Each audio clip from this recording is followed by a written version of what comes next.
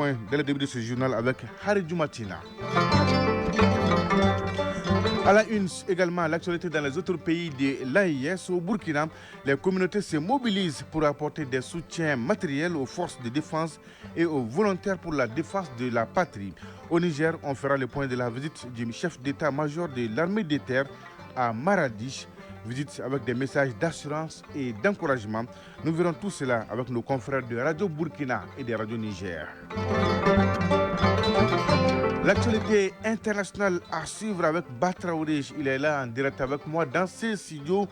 Bonjour Batraouré. Bonjour Cédric Dameli. De quoi va-t-on parler dans votre tour d'horizon de ce mardi? Dans l'actualité internationale du jour, on note qu'au Nigeria, l'explosion d'un camion sur une mine artisanale fait 26 morts. En Namibie, le ministre de l'Agriculture suspecté des viols sur une jeune fille de 16 ans est démis de ses fonctions. Au Canada, les libéraux de Marc Cornet sont donnés vainqueurs des législatives d'hier, alors qu'en Bolivie, le parti au pouvoir désigne le président sortant Luis Arce comme son candidat pour la présidentielle d'août. On se retrouve plus tard pour le développement de tous ces sujets. Sidiki Dameli. Développement à suivre donc. La chronique Initiative citoyenne est au menu. Ousmane Daou nous ouvre ce matin les portes de l'association Tous et Chacun qui se bat contre la mortalité néonatale et infantile au Mali.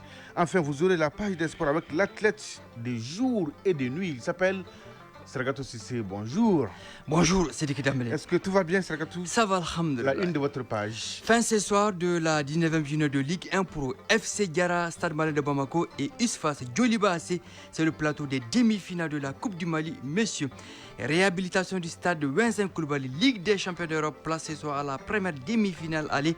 Et enfin, l'insolite du jour pour boucler cette page d'espoir. Et voilà pour le sommaire. Vous êtes prêts? Eh bien, nous aussi, les djingos, juste 2 secondes, on se retrouve.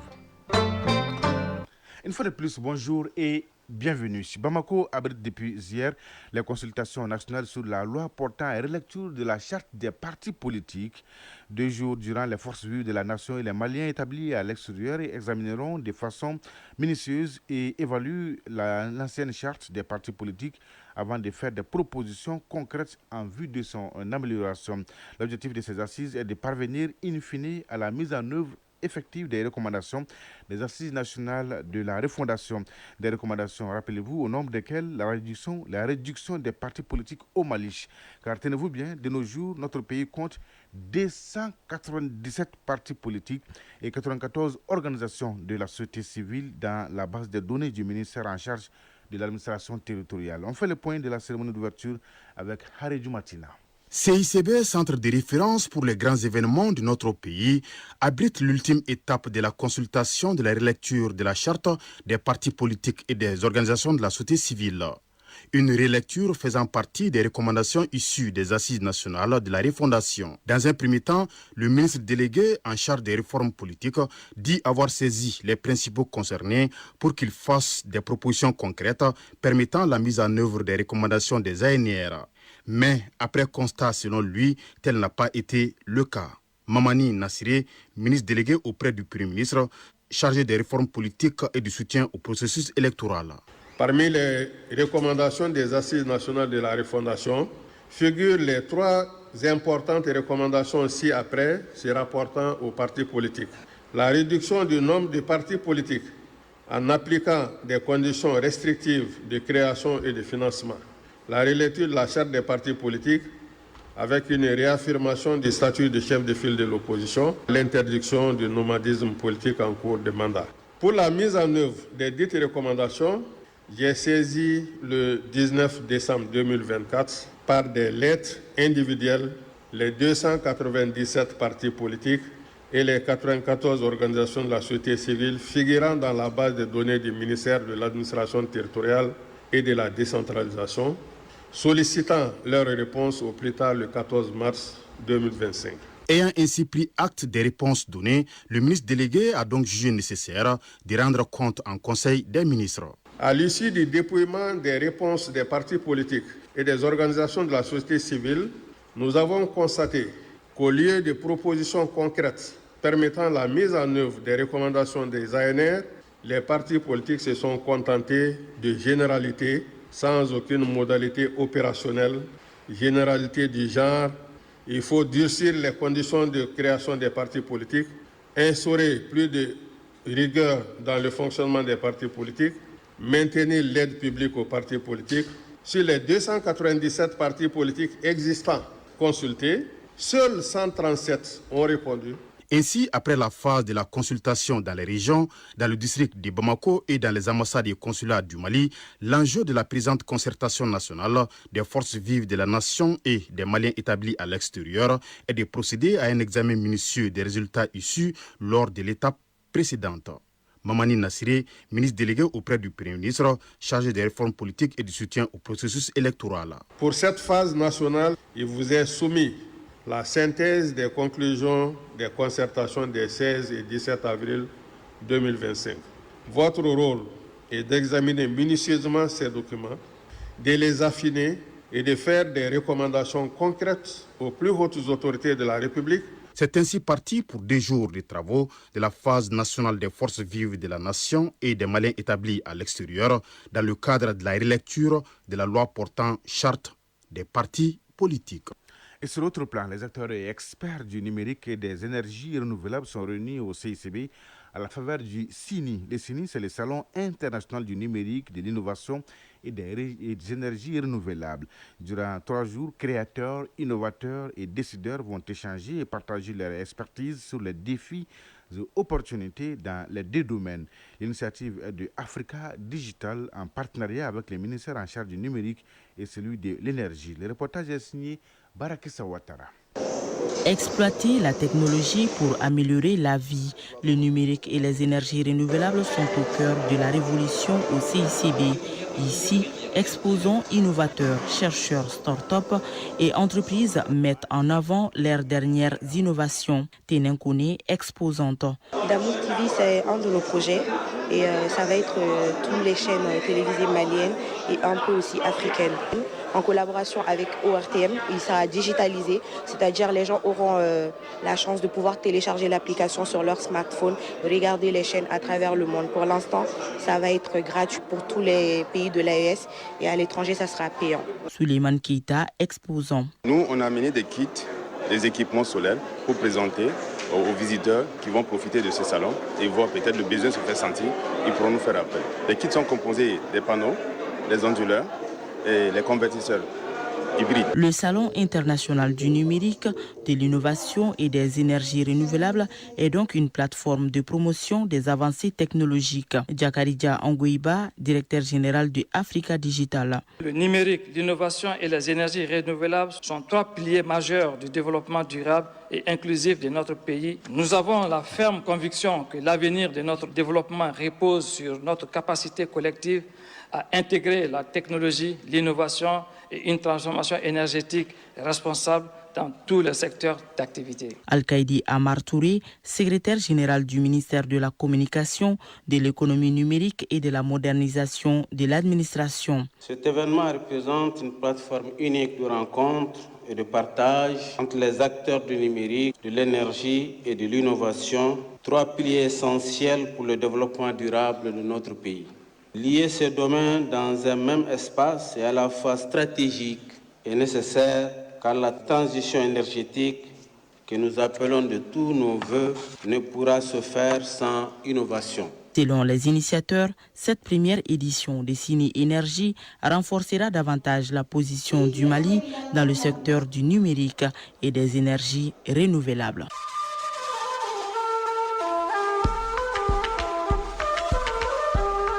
AES, actualité.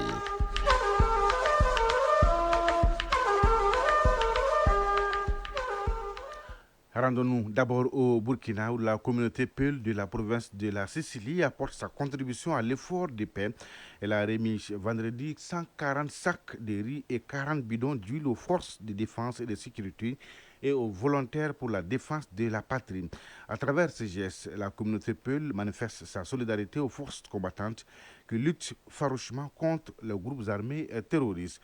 Le reportage de Alima Yogo de Radio Burkina. C'est dans une ambiance conviviale que le MI de Léo a remis aux forces combattantes des vivres d'un montant de 1 800 000 francs CFA. Pour le chef du détachement de Léo, cette action, au-delà de sa valeur, est une expression de solidarité et d'entraide de la communauté Peul à l'endroit des forces de défense et de sécurité. Lieutenant Isaac Gigma. Grâce à votre soutien indéfectible, nous pouvons envisager nos missions quotidiennes avec confiance et optimisme. Les valeurs de solidarité et de partage que vous incarnez continueront à guider nos actions. Votre générosité nous rappelle que la véritable force réside dans la capacité à se rassembler et à œuvrer ensemble pour le bien commun. Selon l'émir de Léo, ce geste exprime le soutien et la reconnaissance de sa communauté aux actions de lutte contre le terrorisme. Il est aussi la preuve que chaque Burkinabé peut œuvrer pour le retour de la paix. Les FDS avec le VDP, chez notre enfant, c'est ça qu'on a cherché un peu de nourriture pour la donner, puisque nous sommes les enfants de Burkina Faso. À travers cette contribution, la communauté Peul montre qu'elle est un acteur engagé pour la paix, la cohésion sociale et la défense du territoire, indique le haut-commissaire de la Sicile, Tewende Isaac Sia. En posant cet acte de solidarité, vous témoignez de votre soutien indéfectible aux hommes et femmes en uniforme ainsi qu'au VDP, qui œuvrent nuit et jour, parfois au péril de leur vie, pour que nous puissions continuer à vivre dans la dignité, la sécurité et la paix. La lutte contre l'insécurité exige l'implication de chaque citoyen. Cette initiative des Peuls de la Sicile est donc un appel à l'action pour d'autres communautés, a dit le haut-commissaire de la Sicile. Et au Niger, dans l'agenda des forces de défense et de sécurité, on note les déplacements du chef d'état-major adjoint de l'armée de terre à Maradi. Rencontres et échanges avec les officiers et hommes de rang, avec les épouses des forces de défense et de sécurité et plusieurs visites ont constitué le menu de ce déplacement du colonel-major Abdourahmane Abou Zataka. On fait le point avec Mariama Keita de Radio Niger. À la zone de défense numéro 6, le chef d'état-major adjoint de l'armée de terre, face aux épouses des militaires, leur a transmis tous ses remerciements et encouragements et ceux de la hiérarchie militaire pour l'accompagnement de leurs époux dans l'accomplissement de leur mission régalienne, avant de présider une réunion de cadre en compagnie des membres de la mission. Au cours du rapport général des troupes, le colonel-major Abdourahmane Abou Zataka a transmis toutes les salutations du président de la République, le général d'armée Abdourahmane Tchani, et de toute la hiérarchie militaire. Discuter de la situation sécuritaire du pays qui exige la cohésion entre les forces de défense et de sécurité, le renforcement des relations avec la population pour une montée en puissance de l'état-major des armées de terre. Pour ceci, le respect de la hiérarchie, la discipline et la rigueur dans le travail doivent être de mise avant de demander à ces hommes en uniforme de bannir la consommation des stupéfiants, source de beaucoup de maux contraires à la discipline militaire. Des thèmes également évoqués avec les membres du Conseil régional de sécurité réunis autour du gouverneur de la région, le contrôleur général de police Issouf Maman, assisté de ses collaborateurs. Ahmad Aroufa, au niveau du 64e bataillon interarmes des forces armées nigériennes, le chef d'état-major adjoint de l'armée de terre, après la rencontre avec les membres du conseil départemental de sécurité, s'est par la suite entretenu avec les différents corps constitués au cours de ce rapport général. Tout comme à la réunion avec les membres du conseil départemental de sécurité, colonel-major Abdourahmane Abou Zataka a également développé les mêmes conseils et transmis les encouragements du président de la République et de la hiérarchie militaire. Après la visite du cantonnement, la délégation a mis cap sur Dakoro pour une reconnaissance du site devant abriter le 63e bataillon interarmes des forces armées nigériennes.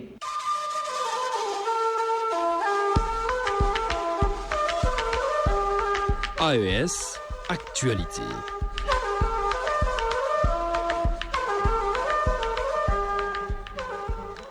Et vous suivez Mali Actualité, chez première édition de ce mardi 29 avril 2025. Et c'est sur votre radio nationale. Nous sommes également sur Facebook.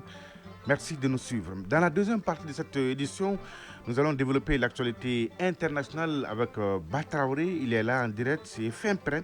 Son tour d'horizon nous conduira au Nigeria, en Côte d'Ivoire, en RDC, au Canada et en Namibie, Batraoré. Oui, en Namibie, le ministre de l'Agriculture est suspecté de viol sur une jeune fille de 16 ans. Il est alors démis de ses fonctions. Le développement dans une poignée de secondes. Dans la chronique initiative citoyenne de ce mardi, Ousmane Dao nous amène à la découverte de tous et chacun une association qui œuvre pour la réduction du taux de mortalité néonatale et infantile au Mali. Enfin, vous aurez la paille des sports avec l'athlète Sergatou Sissi.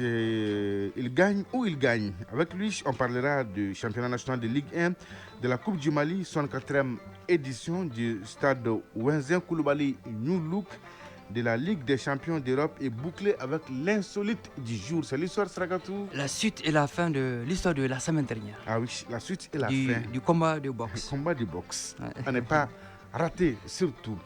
Mais l'actualité, 7h15 à Mpessoba et à Maïna.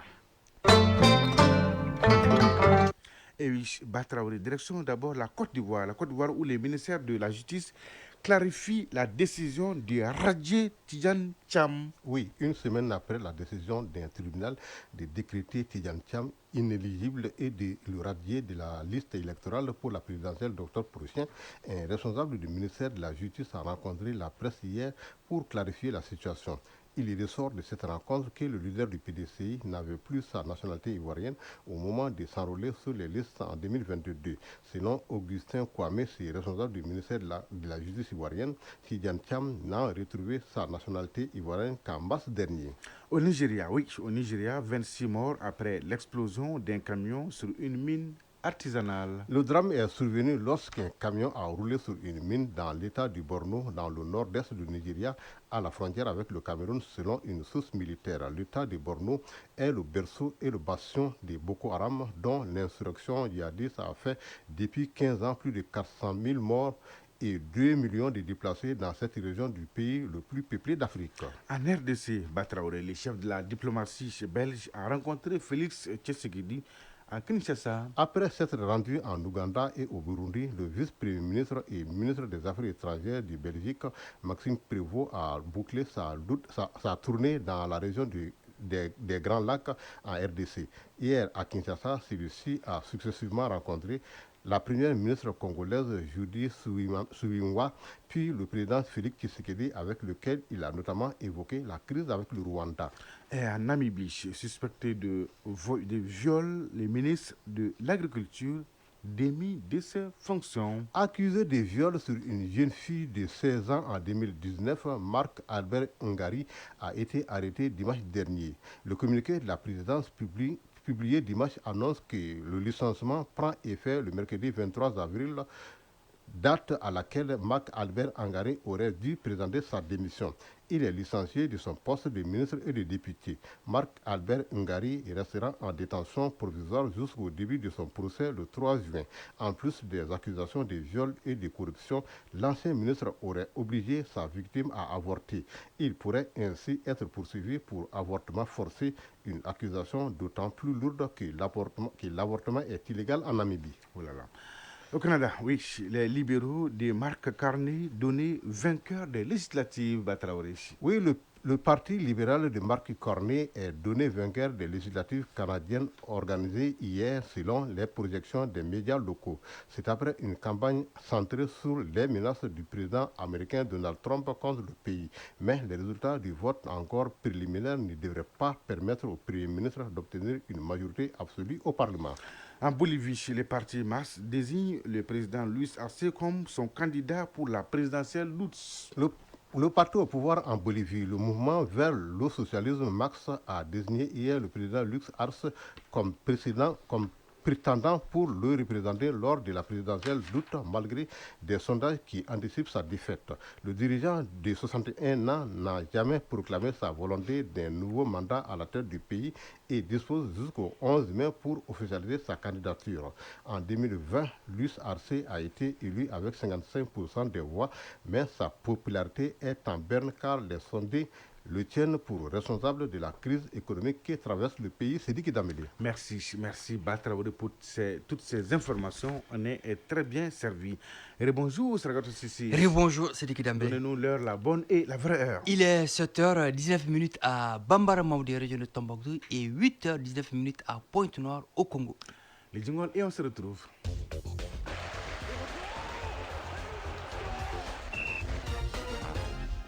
Et commençons d'abord par le championnat national de professionnel de Ligue 1. Sergatou fin ce soir de la 19e journée. Oui, 3 matchs au menu. À 16h30, au stade Salif Keita Domingo de Kati, à feu FC Gara. À 17h, au stade Mamadou Konaté, USFAS 11 créateurs de Nyarela. Et à 19h15, à Esseral, Union sportive de Bougouni. Hier, Binga FC a cartonné l'ASCO 4 buts à 1. L'AS Bakarijan de Baraweli a battu l'AS Police 1 but à 0. Les étoiles du Mandi se sont imposées également 1-0 face à l'Union sportive de Bougouba dans le derby de la deuxième région. Auparavant, en ouverture, le Stade Malien de Bamako avait disposé du Djoliba ce dimanche 3 buts à 1. Coupe du Mali de foot, messieurs, 64e édition. Le tirage au sort des demi-finales nous a proposé un beau tableau, Sragatou. Oui, FC Diara, Stade Malien de Bamako, le samedi 3 mai. Et USFAS Djoliba, c'est le dimanche 4 mai. Le FC Diara est à sa première demi-finale de l'histoire, tandis que le Stade Malien de Bamako est détenteur du trophée. L'USFAS est nostalgique du dernier carré. Sa dernière présence remonte à 2016. Ouais. Quant au Djoliba AC, il a disputé les demi-finales en 2024. Les stades et horreurs de ces demi-finales feront l'objet d'un communiqué officiel de la FEMAFOOT, organisatrice de la compétition. Inauguration du stade Ouenzin Koulibaly, un joyau de plus pour les sportifs maliens. Oui, c'était un stade flambant neuf avec toutes les commodités qui est ainsi réceptionné et inauguré par le ministre en charge des sports au nom des autorités. C'est un joyau de 3087 places assises. On y trouve des vestiaires, des salons VVVIP, des salons de musculation, une salle de presse, des salons d'honneur, une loge officielle et une pelouse synthétique de dernière génération. Le stade Ouenzin Koulibaly est le 9e édifice sportif réhabilité, dont 5 à l'intérieur du pays, sous la vision du président de la transition, chef de l'État, le général d'armée Assimi Goïta. Le stade de Modibo Keïta et celui de Tombouctou pour la biennale artistique et culturelle sont en travaux. Le Mali dispose aujourd'hui d'infrastructures sportives aux normes internationales. C'est pourquoi l'IFOA a confié au Mali, par le biais de la FEMAFOOT, l'organisation du tournoi de la zone 2 des moins de 17 ans garçons du 18 octobre au 1er novembre, qualificatif à la CAN des cadets. Et la Ligue des champions d'Europe, Sragatou, la première demi-finale allée, oppose ce soir Arsenal et le Paris Saint-Germain. Coup d'envoi 19h temps universel. Ce sera une sorte de retrouvaille 6 mois après le match de la deuxième journée gagné 2-0 par les Gunners d'Arsenal. Une statistique, Sidiki Dembélé. Le Paris Saint-Germain n'a jamais battu Arsenal en Ligue des Champions. Alors cette demi-finale allée verra les techniciens espagnols Mikel Arteta d'Arsenal et Luis Enrique du Paris Saint-Germain s'affronter pour la deuxième fois. L'autre demi-finale allée se jouera demain mercredi entre le FC Barcelone et l'Inter Milan. Arsenal, PSG, Sragatou, pronostic? Un but porte. Non, il faut un vainqueur. Oui, il y aura le match retour dans une semaine, au Parc des Princes. D'accord. Youth League, le FC Barcelone de notre compatriote Ibrahim Diarra a remporté hier le trophée. C'est dans la catégorie des moins de 19 ans, auteur d'un doublé au 11e et 68e minute et d'une passe décisive. Ibrahim Diarra, le feu follet attaquant du FC Barcelone, a survolé la finale de la Youth League face à Trabzonspor. 4 buts à 1. Le capitaine des cadets du Mali à la Coupe du Monde 2023 en Indonésie tape déjà dans le désigné soulier d'argent, c'est-à-dire le deuxième meilleur buteur de la Coupe du Monde. Ibrahim Diarra est en train de séduire l'Espagne. Bravo à lui, Sragatou. Oui. Pour terminer, l'insolite du jour. La semaine dernière, vous nous racontiez l'histoire d'un combat de boxe. Oui, un combat de boxe parrainé par un richissime homme d'affaires, Sragatou. L'identité du vainqueur devait être dévoilée par l'arbitre. Et ça se passe de tout commentaire. Racontez-nous tout. Alors, un boxeur mis KO au 4e round perd logiquement le combat. Ouais. Alors, l'arbitre, dans les règles de l'art, doit déclarer le vainqueur. Et c'est le boxeur aux initiales OT qui a gagné sur le ring. Ouais. Alors, le perdant a pour initiale MC. L'arbitre est sur le point de soulever le bras du vainqueur, comme cela se fait en boxe. Ouais, OT et MC. Selon nos sources, il a oublié le boxeur victorieux. Il descend du ring et demande auprès de ses assistants. On lui souffle le nom du vainqueur, OT, et la couleur de sa culotte. Alors, la victoire d'OT est claire et nette. Ouais. Le vaincu, celui mis KO, est le beau-frère de l'arbitre. Il est dans l'embarras. Qui faire gagner entre OT et MC? Et pourtant, c'est clair. Ah oui, comme l'eau de roche. Alors, l'arbitre prend la parole et explique des termes techniques. Seul son beau-frère a compris. Finalement, il soulève au même moment les bras des deux boxeurs en guise de victoire et prononce cette célèbre phrase: il n'y a ni vainqueur ni vaincu. Initiative citoyenne. Le développement par nous-mêmes. C'est Chris, regarde aussi, il y a toujours un vainqueur. Et ça, c'est l'effet de son beau-frère. Tout à fait. On ne banni pas avec son beau-frère. Et dans la chronique initiative citoyenne de ce mardi, nous parlons de l'association Tous et Chacun, qui est un regroupement de plusieurs structures. Des structures qui unies pour un combat commun, la réduction du taux de mortalité néonatale et infantile au Mali. Depuis sa création, elle est active sur le terrain à travers des caravanes de sensibilisation, des émissions radiophoniques, des productions de supports audiovisuels, entre autres. Ousmane Daou nous présente l'association Tous et Chacun. L'association Tous et Chacun est une initiative d'une dizaine de structures qui a vu le jour en 2014. Elle s'est donnée pour mission d'aider l'État dans ses efforts pour l'atteinte des objectifs du développement durable ODD en apportant une contribution à la réduction de la mortalité néonatale infantile. C'est dans ce sens qu'elle organise chaque année une caravane de sensibilisation et d'information avec des causeries éducatives dans les CESCOM et des émissions radio. Babi Korotumu Oumar Kontao, président de l'association Tous et Chacun. Nous faisons la promotion de la santé de la reproduction à travers les sensibilisations pour amener la population à adopter les bonnes pratiques sur la santé de la mère et de l'enfant. Nous partons à la rencontre des leaders communautaires, des leaders religieux, les groupements de femmes, la jeunesse, dans les régions, dans les cercles, pour qu'ensemble nous puissions trouver une solution pour contribuer à la réduction de la mortalité maternelle, néonatale et infantile. Nous parlons de la planification familiale, nous parlons de l'accouchement dans un centre de santé, les avantages de la consultation prénatale. Nous organisons aussi une caravane de sensibilisation sur le lavage des mains au savon.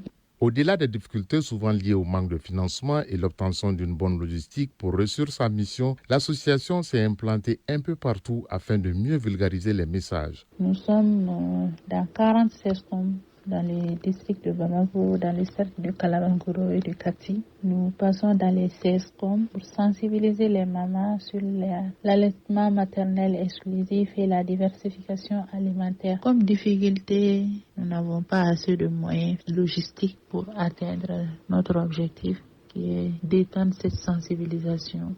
Pour être encore plus efficace dans la lutte pour la réduction du taux de mortalité néonatale infantile, elle a des perspectives. Babi Korotumu Oumar Kontao, président de l'association Tous et Chacun. C'est de transformer l'association en ONG et avoir beaucoup de partenaires pour atteindre nos cibles et créer une large chaîne de communication autour des enfants et des adolescents sur leur droit à la santé. Selon les chiffres du ministère de la Santé et du Développement social de l'enquête démographique de la santé, le taux de mortalité maternelle néonatale et infantile reste encore élevé au Mali. C'est pourquoi l'association Tous et Chacun, au dire de sa présidente, s'engage à faire baisser la courbe mais compte sur l'adhésion de la population. Ousmane Daou, 7h28 à Sandaré et à Samé-Wolof. C'est donc tout pour ce journal. Merci, grand merci à Batraoré et à Idrissa Dameli qui m'ont aidé à la réalisation, aux opérations techniques. Mamadou Beydialo. La mise en ligne est assurée par Cheikh Abdoulaziz Koulibaly. À la coordination, Bourama Traoré. Présentation, Sidiki Dambélé. Merci de votre fidélité et de tous vos soutiens. C'est réconfortant. L'info continue sur votre chaîne. Tout de suite, la page météo, suivie des avis et communiqués avec Fousseni Diarra. Et à 13h, vous avez rendez-vous avec Achta Salou Maïga pour la deuxième édition du journal.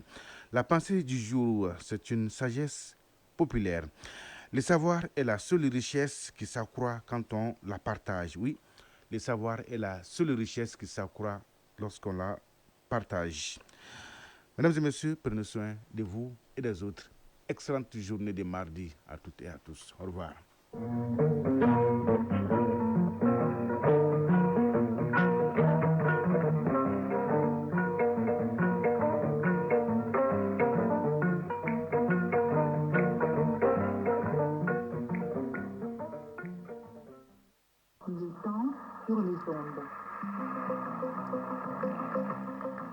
Le temps sur les ondes, la météo est avec vous.